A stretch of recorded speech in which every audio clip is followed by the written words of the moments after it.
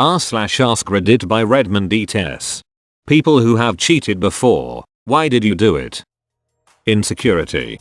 I was always on the lookout for someone who would make me feel more desirable than the last. Once I grew up emotionally, I realized what a piece of it I was and the hurt it caused. Hard to live with, to be honest. Edit. Can I just make it clear I was not a serial adulterer? It was a youthful lack of judgment.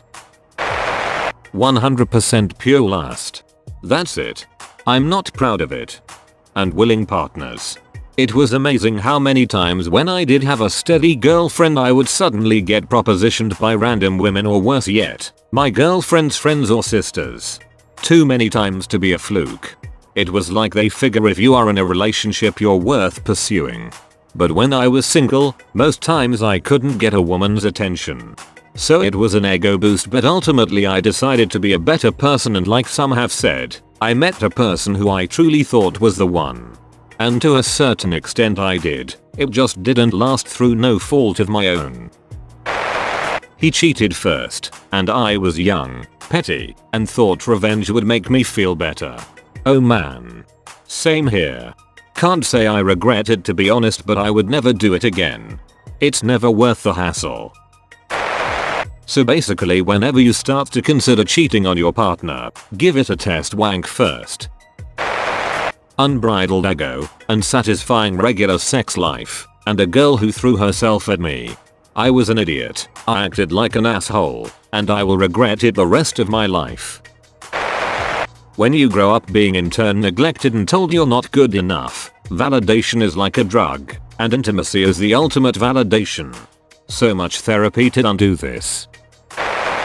My ex was done in the bedroom and even said they were no longer interested in me physically or sexually. I should have left at that point, but with kids and a financial hit of divorce I just looked to fulfill that need. I later divorced and it was a big financial hit, but oh my god, what a relief it was getting out. Getting out of an abusive relationship is where the true pleasure comes from. Because I was a freaking asshole 20-year-old who only thought of himself and getting some action. The high of it. 37 now. No cheating since then.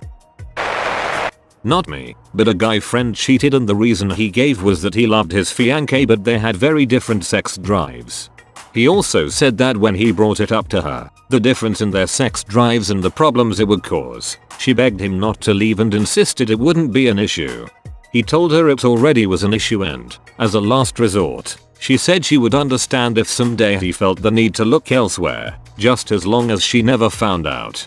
The girl admitted to saying all this but explained that she would have said anything for them to stay together in that moment. She didn't think he'd actually be messed up enough to cheat, and she never imagined he would do it so soon. I've never cheated on my husband, nor would I ever cheat on him. However, after my college boyfriend and I broke up, I was convinced true love didn't exist.